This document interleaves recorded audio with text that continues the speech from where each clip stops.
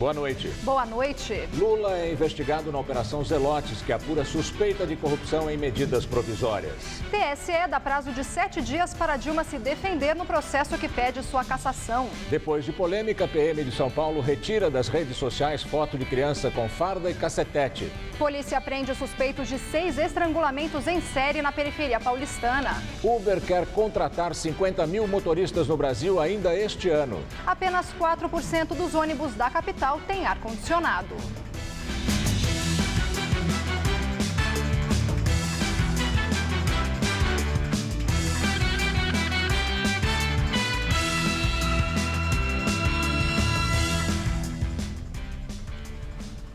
A polícia aponta um grupo de amigos como responsável por pelo menos 6 mortes no bairro do Grajaú, zona sul de São Paulo. 4 homens foram presos e um menor apreendido.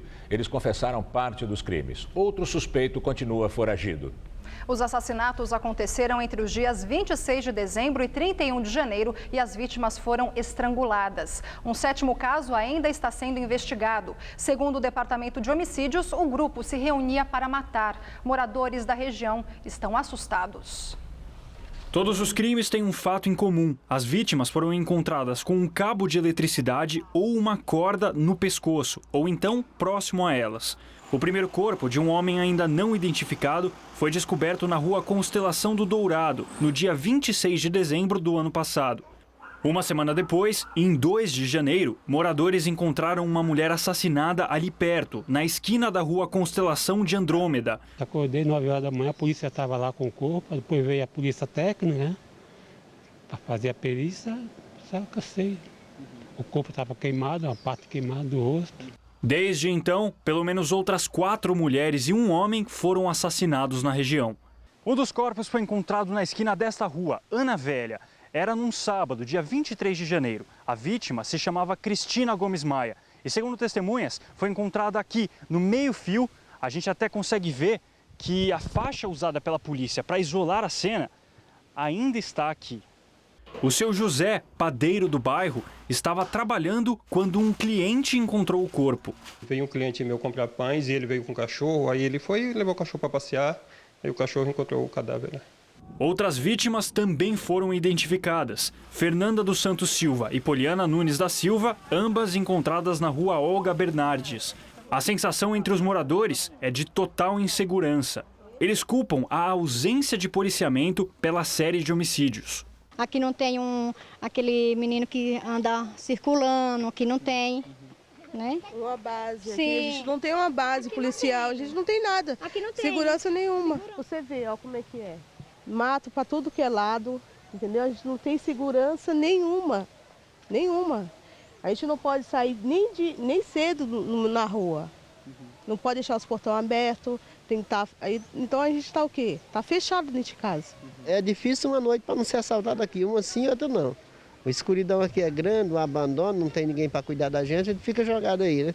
Hoje, em coletiva de imprensa, a polícia deu mais detalhes sobre os crimes. Anunciou ainda prisões de suspeitos. Essas vítimas eram usuários de drogas e elas foram mortas. Segundo apuramos até o momento, as investigações continuam, isso é importante deixar bem claro. Até o momento, elas foram mortas porque cometiam pequenos furtos na região para poder continuarem sustentando o seu vício. A Secretaria da Segurança Pública disse que é indevido atribuir relação entre as ações de um grupo de pessoas com objetivo criminoso e uma suposta falta de policiamento na área. Afirmou também que a PM faz diversos tipos de ronda no bairro e disse ainda que os índices de criminalidade caíram na região em 2015. Vários tiros foram disparados dentro do shopping Iguatemi, na zona oeste de São Paulo, numa tentativa de assalto a uma joalheria no começo da tarde. A assessoria do Shopping Center Iguatemi confirmou que houve um roubo em uma das lojas e que, na fuga, os assaltantes dispararam tiros contra uma vitrine. Segundo testemunhas, o alvo dos criminosos era uma joalheria, mas a tentativa de fuga foi por uma outra loja de artigos esportivos. O shopping informa que segue colaborando com as autoridades para a solução do caso e que está funcionando normalmente. Nos últimos dias, o depoimento de um veterinário nas redes sociais levantou uma polêmica e questionamentos sobre uma proibição do Conselho Regional de Medicina Veterinária, que veta atendimento gratuito a animais. Segundo o órgão, a medida visa impedir a autopromoção de profissionais e também evitar a concorrência desleal. Mas defensores de animais querem mudanças nessa regra. O veterinário Ricardo Camargo postou um desabafo na internet. Queria atender de graça na clínica dele em São Carlos, no interior de São Paulo, mas foi impedido pelo Conselho Regional de Medicina Veterinária e agora poderá ter até o seu registro profissional cassado. E eu recebi a visita de uma fiscal do Conselho Regional de Medicina Veterinária falando que eu não vou poder mais realizar esse tipo de atendimento. Eles entendem que meu serviço não é de utilidade pública. O vídeo postado há 2 semanas já teve mais de 10 milhões de visualizações e gerou um abaixo-assinado, também na internet, com mais de 20 mil assinaturas. Apesar da grande repercussão agora desse caso em São Carlos, o conflito entre veterinários que querem ajudar animais carentes e o Conselho Regional de Medicina Veterinária não é de agora. O Conselho alega que o Código de Ética Profissional proíbe a prestação de serviço de forma gratuita, exceto em 3 casos. Estudo, pesquisa e utilidade pública feita por instituição sem fins lucrativos como ONGs. Mas mesmo nessas circunstâncias, não há consenso. Um exemplo é essa ONG aqui no centro de São Paulo, que há pelo menos 2 anos enfrenta dificuldades para realizar mutirões de castração e atendimentos de forma gratuita para pessoas de baixa renda e tudo isso impedido pelo CRMV. Nós somos considerados uma instituição pública e de utilidade pública também. Mas mesmo assim foi negado. A ONG Natureza Informa existe desde 2000 e processa o CRMV de São Paulo por dificultar o trabalho de atendimento à comunidade carente. A doutora Maria Eugênia diz que desde então é obrigada a cobrar R$ 60 como preço popular até de moradores de rua que têm um animal precisando de cuidados médicos. Eles estão com medo de perda de mercado, certamente, mas não existe isso. São animais que nem chegavam aos hospitais. Não tinha nem atendimento antes, eles estavam morrendo na cidade. O presidente do CRMV diz que apenas segue a lei, semelhante à de outras entidades de classe, como a do Conselho Regional de Medicina, que pretende evitar concorrência desleal. Existe mercado para todo mundo, a única coisa que a gente pede é que a ação seja ordenada, com todo critério, com o responsável técnico, cuidando de tudo aquilo, de toda a área que está sendo tratado, onde estão sendo tratados esses animais, e que tenha uma equipe técnica suficiente para que todos os procedimentos sejam feitos de forma adequada. Só isso, nada mais. Em ofício encaminhado à Justiça Federal, a presidente Dilma Rousseff afirmou que não possui nenhuma informação ou declaração sobre os fatos narrados ou pessoas citadas no processo da Operação Zelotes. A presidente foi indicada como testemunha de defesa do lobista Eduardo Valadão, suspeito de oferecer propina a agentes públicos para obter decisões no Conselho Administrativo de Recursos Fiscais do Ministério da Fazenda. Dilma disse também que vetou emendas de interesse dos acusados e que não há nada mais a esclarecer. Delegado da Polícia Federal diz que ex-presidente Lula é investigado na Operação Zelotes. A informação consta de um ofício encaminhado à Justiça Federal. O delegado Marlon Cajado sustenta que a investigação é necessária para identificar se, além de 2 servidores que já são réus, outros foram corrompidos, ou se a menção aos nomes deles era apenas uma forma de os acusados propagarem influência que não tinham. Além de Lula, são investigados os ex-ministros Gilberto Carvalho, Berenice Guerra, Nelson Machado e Miguel Jorge. A Operação Zelotes começou investigando o CARF, órgão que julga recursos de multas da Receita Federal. E agora apura também a suspeita de corrupção no lobby para a edição de medidas provisórias em benefício do setor automotivo. 2 medidas provisórias desse tipo foram assinadas por Lula e uma terceira pela presidente Dilma Rousseff. Em depoimento à Polícia Federal, em janeiro, na condição de informante, Lula negou qualquer irregularidade e disse que o suposto esquema de compra de medidas provisórias é coisa de bandido. Em nota, um dos advogados de Lula, Cristiano Zanin Martins, afirma que nada justifica a conduta do delegado Marlon Cajado ao afirmar que Lula será investigado. Martins afirma ainda que Lula já foi ouvido neste caso na condição de informante e que não há nenhum elemento novo que justifique essa mudança de tratamento. E vamos agora ao comentário de política com José Neumann e Pinto. Estamos às vésperas do carnaval e eu vou lhe contar uma piada. Piada velha, meio sem graça, mas serve aqui como uma parábola. É o recruta que está marchando numa parada no meio da rua e com o passo errado.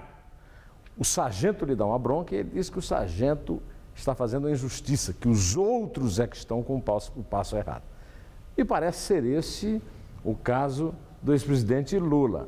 É o recruta que está marchando no passo errado e acha que está todo mundo errado. Quer dizer, está errado o delegado Marlon Cajado, da Polícia Federal, que o coloca na posição de investigado para explicar a história das MPs que ajudaram a indústria automobilística. Está errado o procurador federal, Anselmo Henrique Cordeiro Lopes, que acaba de reabrir o caso da compra dos caças Gripen da Saab sueca, achando que tem influência do mesmo Mauro Marcondes na decisão que não foi técnica e que foi tomada no governo Lula e os jatos comprados para a FAB no governo Dilma.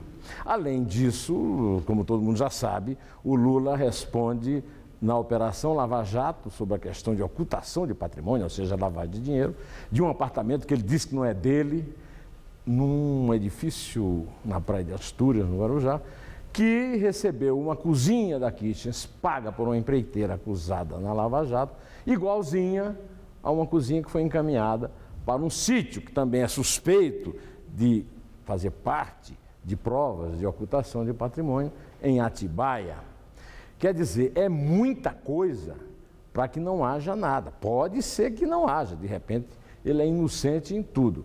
Agora, fica meio difícil acreditar naquela frase do Gilberto Carvalho, que também é réu, no caso lá das Zelotes, segundo a qual esse negócio de você fazer reforma, dar sítio de presente, isso é uma coisa muito natural. Você que deve já ter recebido muitos sítios, deve concordar com ele, né? Em relação ao Lula, ele fez aquela famosa frase de que não há alma viva mais honesta do que ele. Eu não sei se seria o caso da gente acreditar na paródia que o nosso amigo e colega Jorge Bastos Moreno fez para a frase: não há alma honesta mais viva do que eu.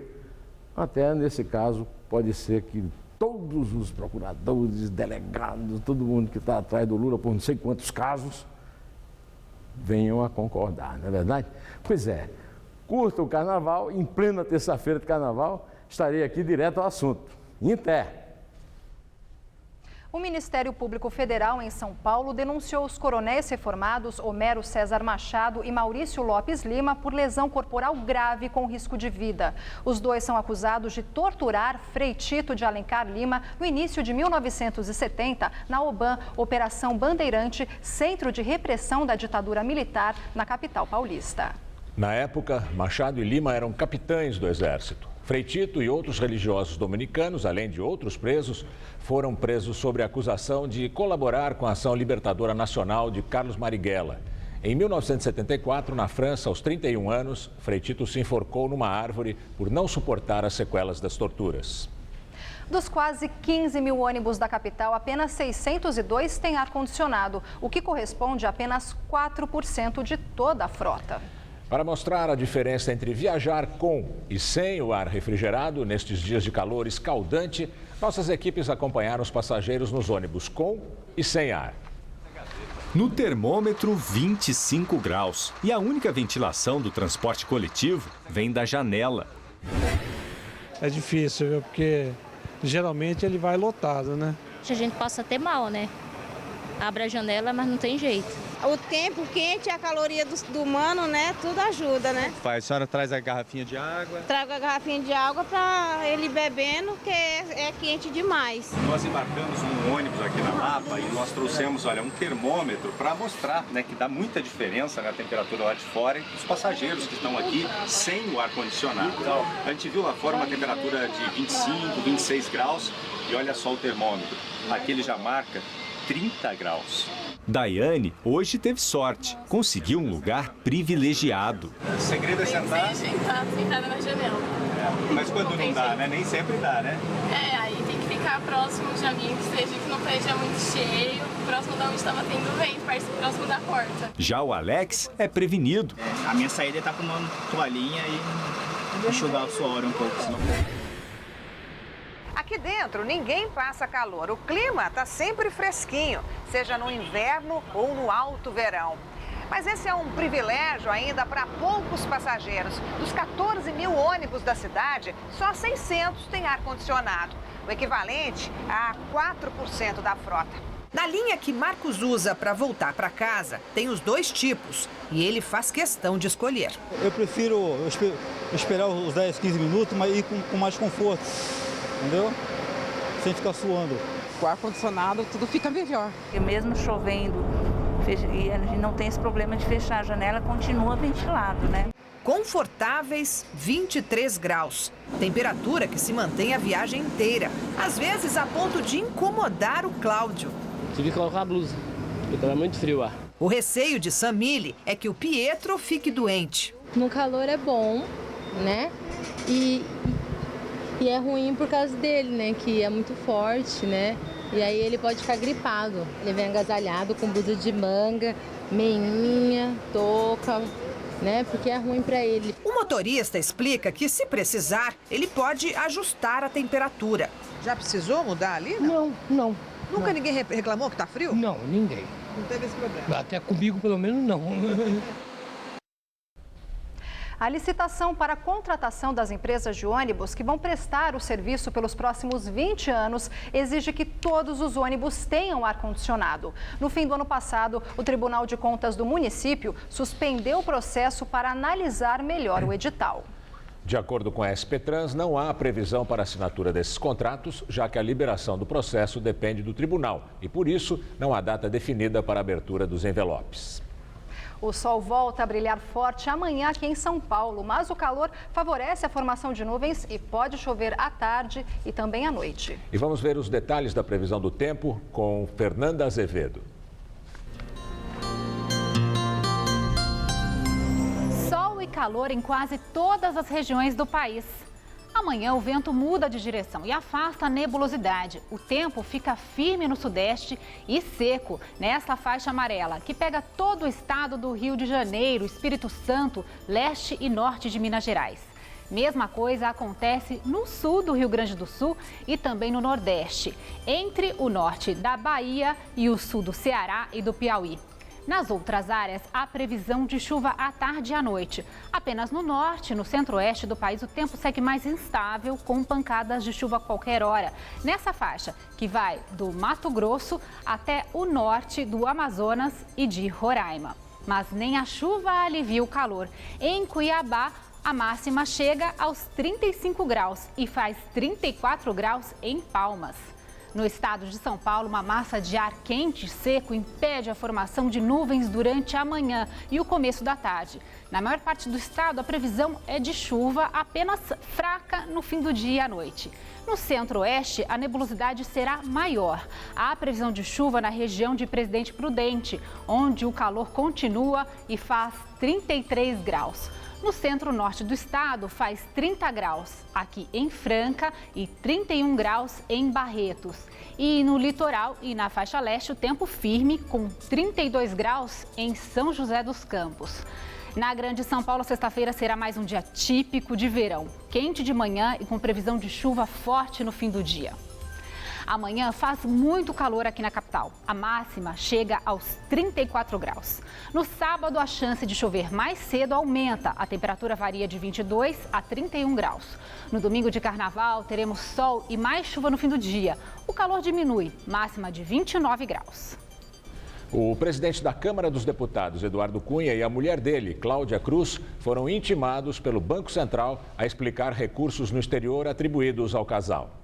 O Banco Central abriu processo por suspeitar que Cunha não declarou dinheiro mantido no exterior de 2007 a 2013. Segundo a legislação, todo brasileiro com saldo bancário acima de 100 mil dólares no exterior tem de declarar ao Banco Central. Se ficar provado que Cunha não fez mesmo isso, ele pode ter de pagar multa de R$ 125 mil por ano não declarado.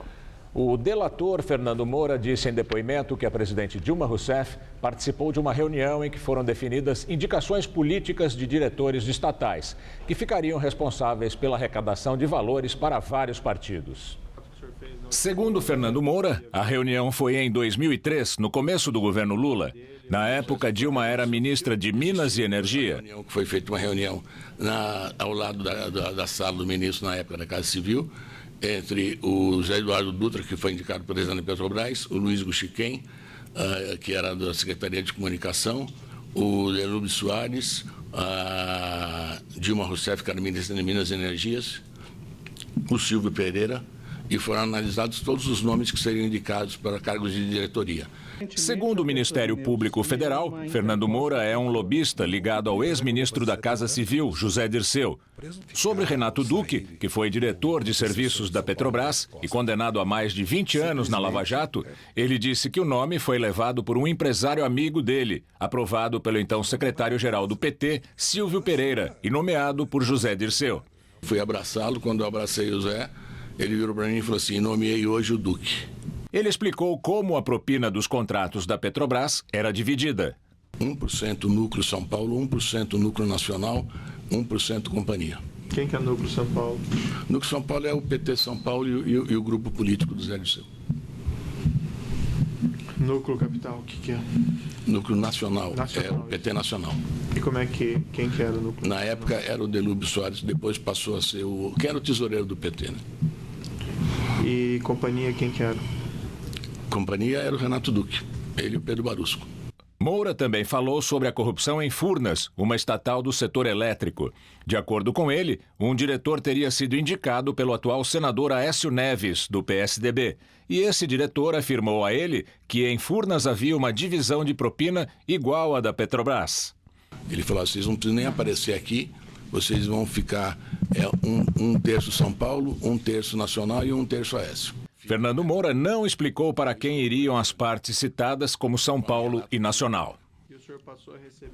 O Palácio do Planalto não se pronunciou. O PT afirmou que todas as doações recebidas foram dentro da legalidade e declaradas à Justiça. O PSDB classificou a declaração de Moura como absurda. Em nota, o senador Aécio Neves disse que as declarações são criminosas e que Moura lança suspeitas absurdas. O advogado do petista Silvio Pereira disse que seu cliente está à disposição da Justiça para qualquer esclarecimento. E agora o comentário de Josias de Souza, direto de Brasília. Ele fala da Operação Zelotes e a investigação sobre o ex-presidente Lula. A última vez que Lula apareceu em público foi numa entrevista a blogueiros em 20 de janeiro. Já lá se vão 15 dias. Nessa entrevista, Lula declarou: "Eu não sou investigado".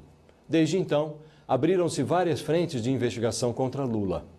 Lula caiu no radar da Lava Jato por conta de um apartamento triplex no Guarujá que ele diz não possuir. Por causa desse mesmo apartamento, Lula foi intimado a depor como investigado pelo Ministério Público de São Paulo, que suspeita que ele esteja ocultando o triplex do seu patrimônio. Lula é varejado também num inquérito que corre na Procuradoria em Brasília sob a suspeita de tráfico internacional de influência em favor de empreiteiras que depois o contrataram como palestrante. Como se fosse pouco, o delegado da Polícia Federal que cuida da Operação Zelotes informou à Justiça que Lula é investigado também neste caso. O nome de Lula foi mencionado, junto com o de outras autoridades, por suspeitos na Operação Zelotes. E o delegado achou conveniente apurar se as menções foram feitas porque os mencionados foram corrompidos ou se as pessoas que citaram os nomes das autoridades estavam vendendo uma influência que não tinham, vendendo fumaça, na expressão do delegado. Lula, sempre tão loquaz, sumiu. Falam em nome de Lula o Instituto Lula e os advogados. O Palácio do Planalto e a direção do PT pedem aos aliados que façam a defesa de Lula no Congresso Nacional. No momento em que Lula migra da editoria de política para a de polícia, não parece adequada a trilha da terceirização da defesa. A melhor lição para Lula vem da Bíblia. A Bíblia ensina que há tempo para tudo na vida, há tempo de calar e há tempo de falar. Na entrevista que deu aos blogueiros em janeiro, Lula declarou que se orgulha de não haver no Brasil alma mais honesta do que ele. É tempo de Lula falar novamente. Boa noite.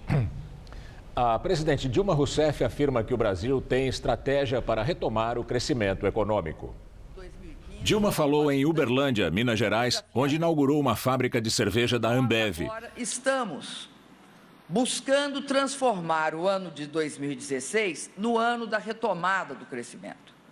Não só buscando investimentos em todas as áreas que nós possamos, investimentos privados, mas também, dentro das nossas possibilidades, investimentos públicos e a manutenção de programas sociais. Mais uma vez, a presidente pediu o engajamento da população no combate ao mosquito Aedes aegypti. Eu falei com o presidente Obama para a gente ter uma parceria no sentido de desenvolver o mais rápido possível essa vacina. E estamos em tratativas, mas não podemos contar com isso agora. Então, até lá, o que temos de fazer? Temos de eliminar os criadores do vírus Zika. Como é que elimina os criadores? É água parada. E é isso que nós vamos fazer a campanha nacional. No pronunciamento pela TV sobre o mesmo tema, ontem à noite, Dilma foi alvo de panelaços pelo país.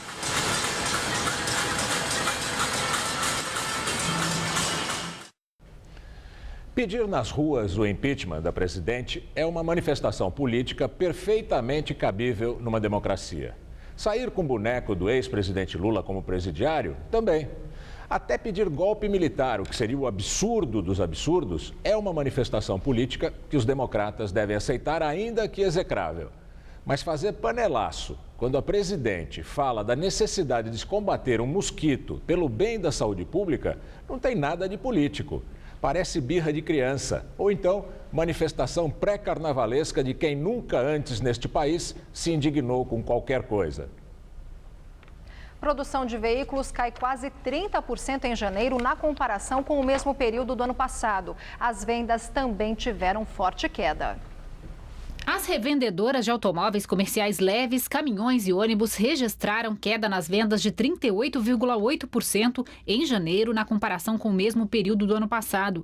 E depois de terminar 2015 com uma queda de 22,8%, a produção de veículos no Brasil começou 2016 com recuo de 29,3% no mês passado na comparação com janeiro de 2014, segundo a Anfávia, a Associação Nacional dos Fabricantes de Veículos Automotores. Já em relação a dezembro de 2015, houve alta de 1,6%. Segundo a associação, o menor ritmo de produção tem efeito direto no nível de emprego do setor.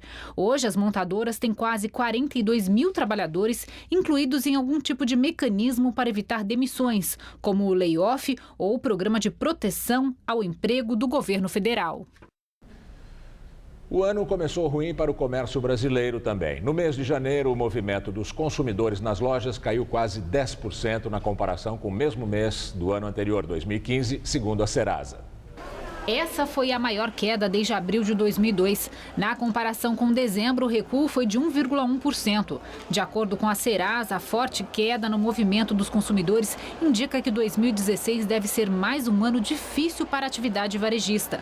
A pesquisa mostra que na comparação entre meses de janeiro, apenas o segmento de combustíveis e lubrificantes teve alta de quase 4%.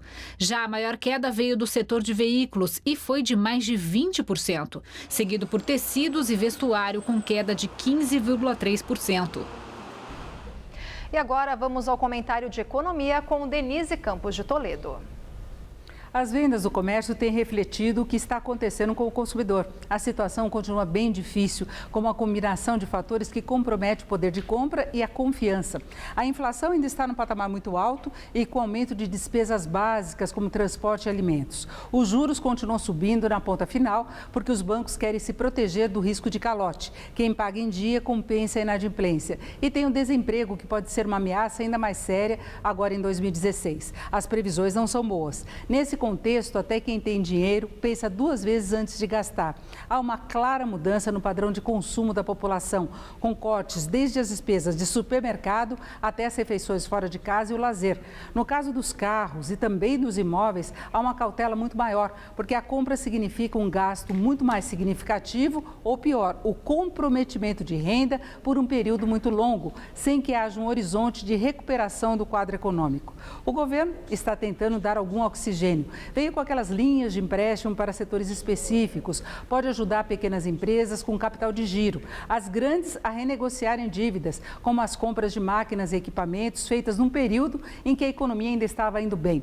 E agora quer que o fundo de garantia e a multa rescisória, em caso de demissão, sejam usados no crédito consignado, que é uma das linhas mais baratas. Parte dos empréstimos pode até ir para o consumo, mas o que se espera é que as pessoas possam pegar o empréstimo para quitar dívidas mais caras, como o rotativo do cartão ou o cheque especial. Com a garantia da cobertura, no caso de a pessoa perder o emprego, se imagina até que possa haver algum corte dos juros do consignado. São paliativos, mas demonstram a preocupação do governo com implicações ainda mais graves, inclusive do ponto de vista social, da crise, que pelo jeito pode se arrastar ainda por um bom tempo. Tempo é o que o governo quer ganhar enquanto não toma as providências mais sérias para colocar a economia nos trilhos. Uma boa noite. Após polêmica, a Polícia Militar retira das redes sociais postagens de fotografia de uma criança vestida de farda segurando algema e cacetete. A imagem, supostamente enviada por internautas, foi publicada no Twitter e no Facebook da PM de São Paulo.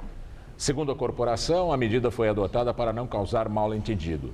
Para o advogado Ariel de Castro Alves, coordenador estadual do Movimento Nacional de Direitos Humanos, a exibição da imagem viola o Estatuto da Criança e do Adolescente, o ECA. Um bebê fantasiado de policial militar. É uma foto muito linda. Linda. Linda, princesa, uma boneca. Olhando mais atentamente, as mesmas pessoas mudam de opinião quando percebem que nas mãos a criança carrega acessórios como algema e cacetete.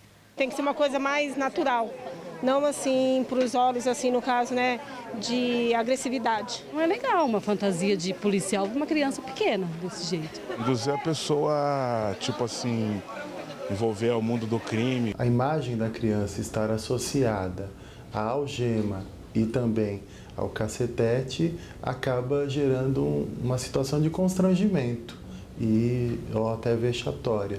Então é isso que nós, de alguma forma, entendemos que é inapropriada. O Estatuto da Criança e do Adolescente prevê inclusive o crime de submeter crianças ou adolescentes a situações de vexame ou constrangimento. A foto publicada nas redes sociais da Polícia Militar foi retirada hoje para evitar mal-entendido devido à reação contrária das pessoas que criticaram a publicação. Em nota, a Polícia Militar informou que a farda simboliza valores como patriotismo, proteção e coragem, além do juramento e do próprio sacrifício militar, de colocar em risco a própria vida em prol da comunidade. Nas lojas, fantasias infantis de policial ou bombeiro não são comercializadas. Já as de super-heróis possuem apenas máscaras como acessório. A farda por si só já é uma tradição da Polícia Militar fazer campanhas publicitárias com crianças fardadas e muitas crianças até querem utilizar fardamento, seja da Polícia Militar, seja do Corpo de Bombeiros ou de escoteiros. Isso não é o problema central. Na verdade, o mais grave seria associar a imagem de uma criança com instrumentos que são utilizados para repressão ou para práticas de violência. E agora as notícias do esporte com Rodolfo Gamberini e Celso Cardoso. Quer dizer que então que o São Paulo se arrumou lá no Peru e voltou relaxado para cá, Celso? É mais ou menos isso, Gamberini. E deixou boa impressão, apesar de não ter vencido. O time criou mais oportunidades do que os donos da casa e voltou ao Brasil otimista em relação à classificação para a fase de grupos. Eu esqueci que era O chute de Robert foi indefensável. Deixou mais difícil a missão do São Paulo em Trujillo, no Peru. Mas o empate contra o César Valerro veio com o estreante Caleri. O argentino entrou no segundo tempo e marcou com um toque de cobertura sobre o goleiro Liebmann. O empate fora de casa não foi ruim. já que o 0-0 no Pacaembu, quarta-feira da semana que vem, já garante o São Paulo na fase de grupos. Mas o resultado poderia ter sido melhor, pelas chances criadas pelo tricolor, que finalizou mais de 20 vezes contra o gol adversário. E também por conta de um erro da arbitragem. Ainda quando o jogo estava 0-0, Allan Kardec acertou uma cabeçada no travessão e a bola caiu dentro do gol, mas o árbitro mandou o jogo seguir. Gera um pouco de ansiedade, um pouco de vontade também. Você está fazendo gols, porque na função de camisa 9 você é cobrado por isso. Então o gol foi feito, mas uma pena que não foi válido. Apesar da chateação de Allan Kardec, na chegada a São Paulo, o técnico Edgardo Bauza disse que a equipe toda jogou bem, que o São Paulo dominou a maior parte do jogo, criou muitas chances, mas que pecou na finalização. O São Paulo fica numa situação confortável agora. Fica assim, nem tanto pelo resultado. 1-1, empate não é tão bom assim, embora também não seja ruim. Mas pelo número de chances criadas, pelo futebol apresentado... Jogou muito melhor, né? Jogou muito melhor, teve a oportunidade de sair de lá com uma vitória, talvez até por diferença de 2 gols. Bola na trave, esse lance que é discutível, para muitos a bola entrou, para outros não. Dentro. Pois é, mas isso significa que o São Paulo tem amplas condições de conseguir um bom resultado aqui em São Paulo, no estádio do Pacaembu. Deve vencer a partida. Pelo Campeonato Paulista, o Corinthians está jogando neste momento a sua segunda partida no torneio. Exatamente, joga em Osasco contra o Audax. A partida começou às 7h30, agora há pouco, e por enquanto está 0-0. Ontem, o Santos venceu a primeira em Campinas contra a Ponte Preta. Veja os gols. No Moisés Lucarelli, em Campinas, Gabriel cruzou da esquerda e Ricardo Oliveira fez Santos 1, Ponte Preta 0.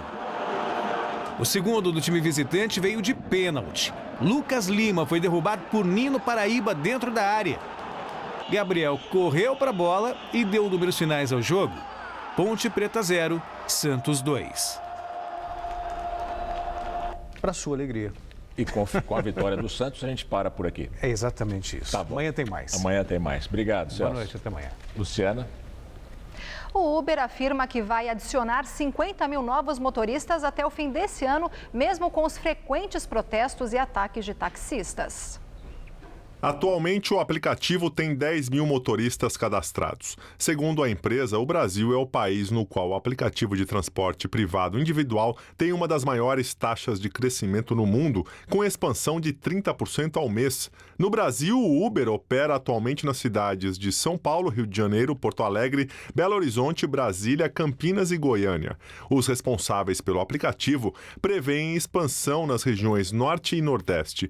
Ontem, por causa dos frequentes ataques a motoristas do Uber, a Secretaria da Segurança Pública fez uma fiscalização em vários pontos da cidade. Dezenas de táxis e veículos do Uber foram vistoriados. 3 motoristas de táxis foram presos com armas brancas como facas e barras de ferro. De acordo com a Secretaria, eles prestaram esclarecimentos e depois foram liberados. A fiscalização deve continuar durante o Carnaval. O Tribunal Superior Eleitoral notificou a presidente Dilma a apresentar defesa contra o pedido de cassação. Dilma recebeu a notificação hoje e a informação foi confirmada pelo Palácio do Planalto. Uma outra notificação foi entregue na terça-feira ao vice-presidente Michel Temer, que também se defenderá na ação.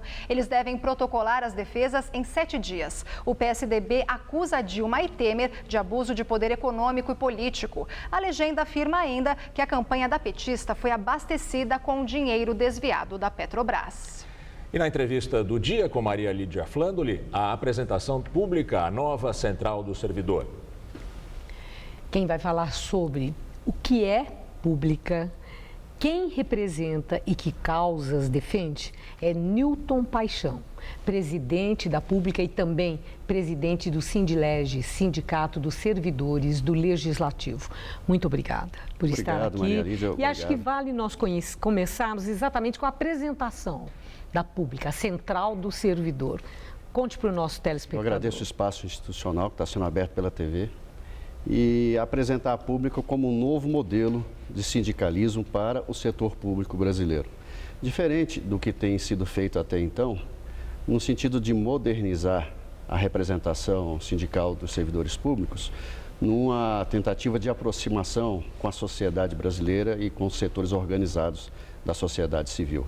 Ela surgiu em agosto do ano passado, já tem em sua base várias representações dos fiscos estaduais, dos 34 tribunais de contas, Polícia Rodoviária Federal, Polícia Federal, vários fiscos municipais, procuradores, enfim, uma gama a mais variada possível em âmbito de união dos estados e dos municípios.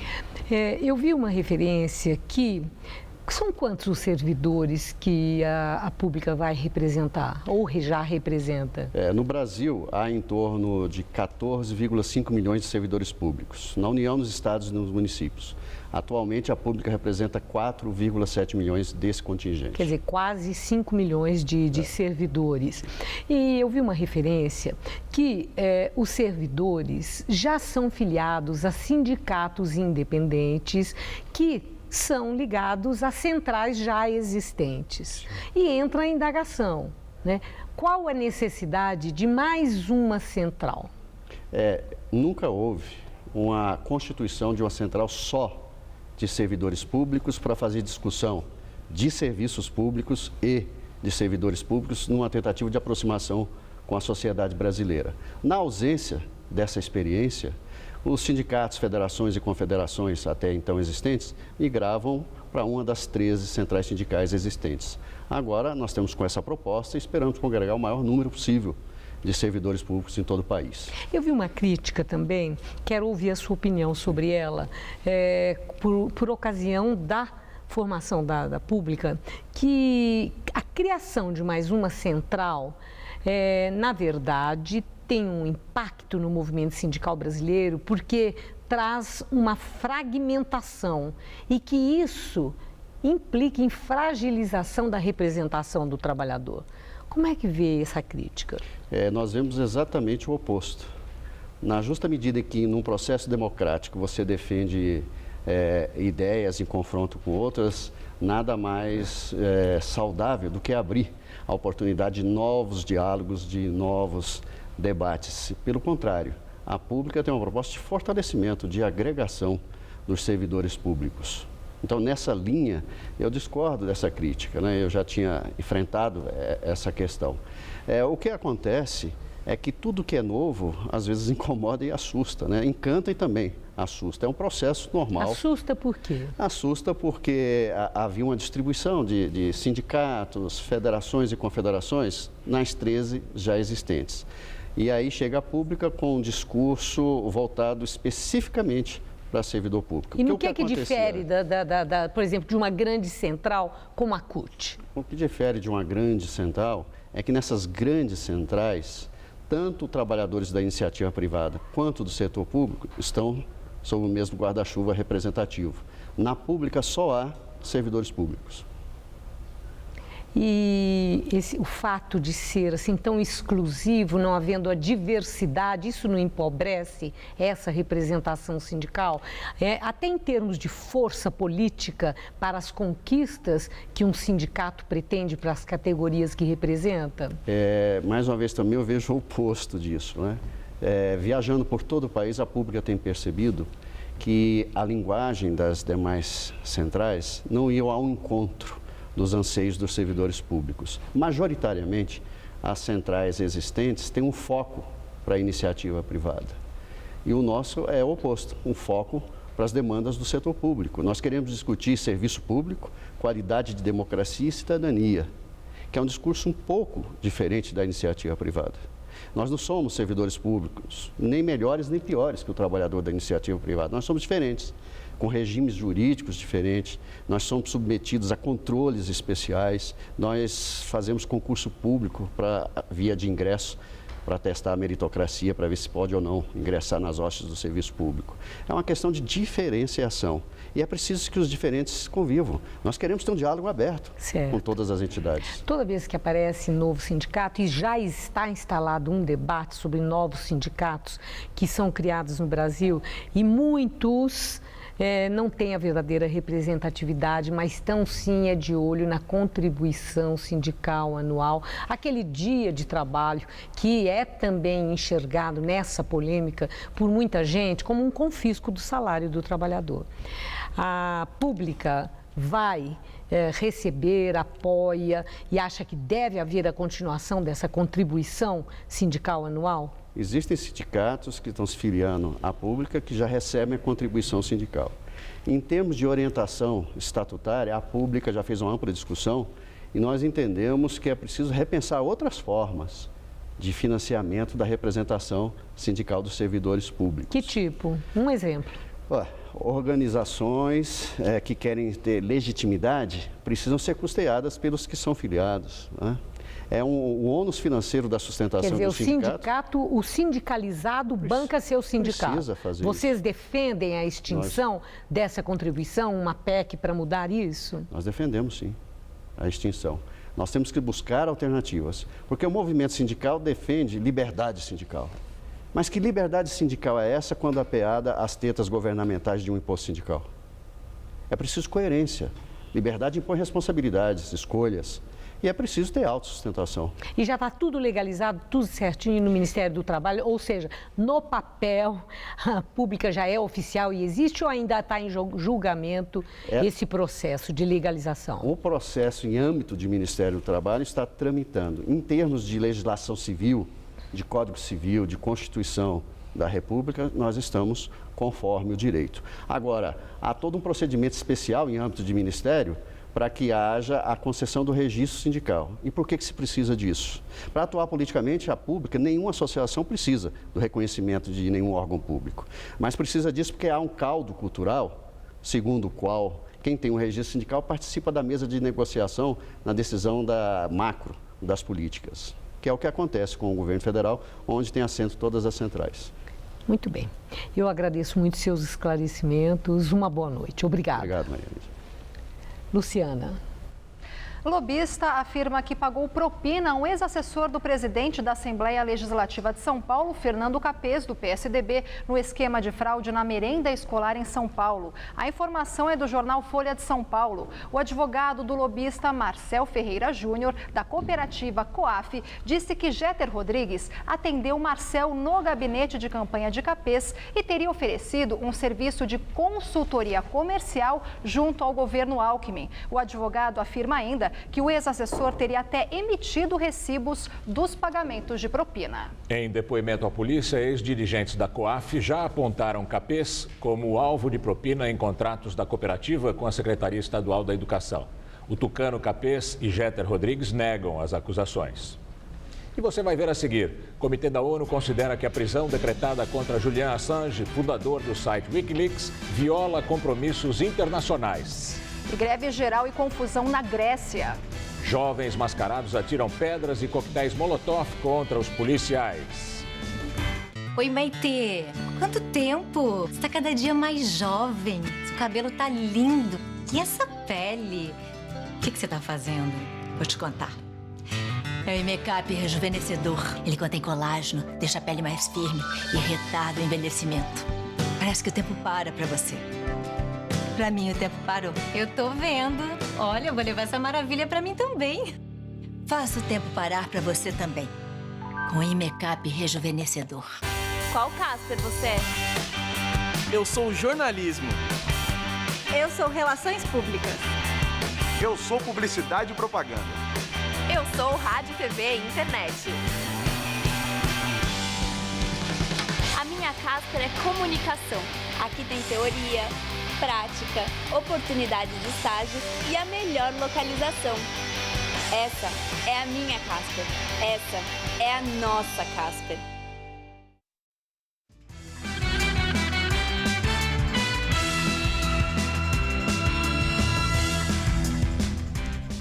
O Comitê da ONU considera que a prisão decretada contra Julian Assange, fundador do site Wikileaks, violou compromissos internacionais. O Ministério do Exterior da Suécia antecipou a decisão, que vai ser divulgada oficialmente amanhã.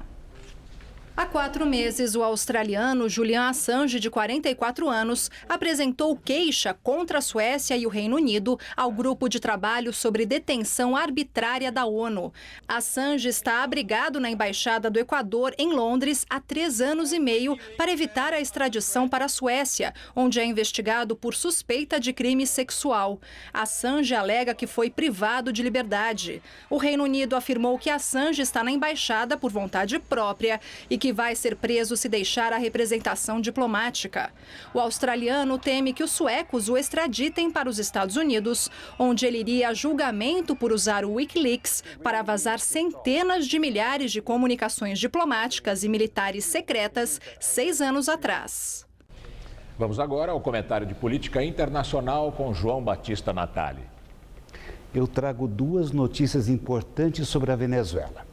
A primeira é sobre a lei de anistia. Ela começou a tramitar hoje na Assembleia Nacional. A oposição elegeu em dezembro 2/3 dos deputados. A anistia vai libertar 78 presos políticos. Mas preso político não é coisa de ditadura? Pois é. Os bolivarianos chegaram bem perto disso. Uma entidade respeitada de direitos humanos afirma que 28 pessoas foram condenadas por protestar em praça pública. 4 foram presas por falar mal do governo em redes sociais. E tem até um cabo eleitoral que fez campanha contra o partido do governo. O ditador Nicolás Maduro não quer libertar os presos políticos. Entre eles estão 2 importantes dirigentes da oposição. Mas os deputados podem promulgar a lei sem passar pelo executivo. Temos então uma bela briga pela frente. A outra informação importante da Venezuela é que a Assembleia Nacional está com o roteiro pronto para afastar Nicolás Maduro. Mas ela não fará isso sem apoio internacional. Tem até uma comissão parlamentar que virá até aqui ao Brasil. Os deputados estão prevendo a convocação de um plebiscito. Maduro e os bolivarianos não têm a mínima condição de vencer. A previsão de inflação deste ano é de 700%. Metade da população já caiu para baixo da linha de pobreza. A Venezuela é o país onde falta comida no supermercado e onde falta remédio nas farmácias. Então, temos anistia para logo mais e um plebiscito no horizonte. Mas vocês podem me perguntar se os militares vão deixar, se eles vão ficar de braços cruzados. O falecido Hugo Chávez, fundador desse regime, era coronel do Exército. O raciocínio que corre em Caracas é de que os militares têm 2 opções. Ou eles se apegam fanaticamente ao governo e daí eles vão precisar reprimir uma possível revolta popular. E é por isso que eles poderão deixar Maduro ao relento, o que, afinal das contas, seria muito bom para o povo venezuelano. É assim que o mundo gira. Boa noite. Polícia da Alemanha prende 2 argelinos e busca por outros 2 por supostos vínculos com o Estado Islâmico. Os detidos viviam em centros de refugiados.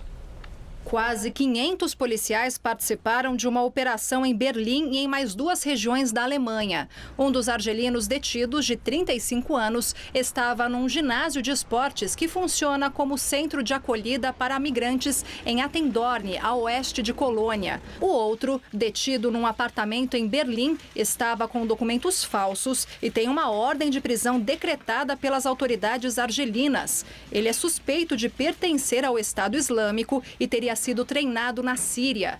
A polícia informou que os 2 detidos e os 2 procurados estariam envolvidos num ato grave que ameaça a segurança do Estado. Segundo o jornal alemão Bild, eles planejavam um atentado na Alexanderplatz, um terminal de transportes públicos no centro de Berlim. Estados Unidos, Japão e mais 10 países assinaram o Acordo Transpacífico de Cooperação Econômica. Esse tratado pode criar a maior área de livre comércio da história.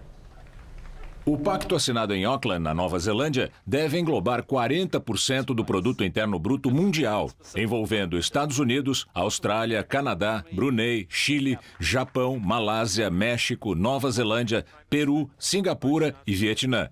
Mas não inclui a China, a segunda maior economia do planeta. O presidente Barack Obama disse que a parceria permite que os Estados Unidos, e não países como a China, escrevam as regras de circulação do século XXI. Para entrar em vigor, o Acordo Transpacífico precisa ser ratificado pelos parlamentos em até 2 anos. A diretora-gerente do FMI, Christine Lagarde, disse que as negociações do governo argentino com os fundos especulativos em Nova York são muito animadoras. Ela espera que aconteça um resultado justo e equilibrado que apoie a volta da Argentina aos mercados financeiros. Desde segunda-feira, o secretário argentino das Finanças negocia com os credores um acordo para resolver a dívida de 9 bilhões de dólares. Partes da Grécia ficaram paralisadas por uma greve nacional contra a reforma da Previdência. A greve geral de 24 horas é a segunda desde que o primeiro-ministro de esquerda, Alexis Tsipras, chegou ao poder há um ano. Os gregos exigem que o governo revogue o plano de reformar as aposentadorias dentro das exigências dos credores internacionais para socorro financeiro da Grécia. As aposentadorias seriam reduzidas e as contribuições dos patrões e dos empregados aumentariam. Com isso, o governo espera economizar 1 bilhão e 800 milhões de euros por ano, ou seja, 1% do PIB. Jovens mascarados tumultuaram os protestos em Atenas. Eles atiravam pedras e coquetéis Molotov contra a polícia, que respondeu com bombas de gás. O Jornal da Gazeta fica por aqui. A edição de hoje pode ser vista no site do Jornal da Gazeta. Mais notícias em nossa edição das 10. Boa noite. Nós voltamos amanhã às 7 da noite em ponto. Boa noite e até lá.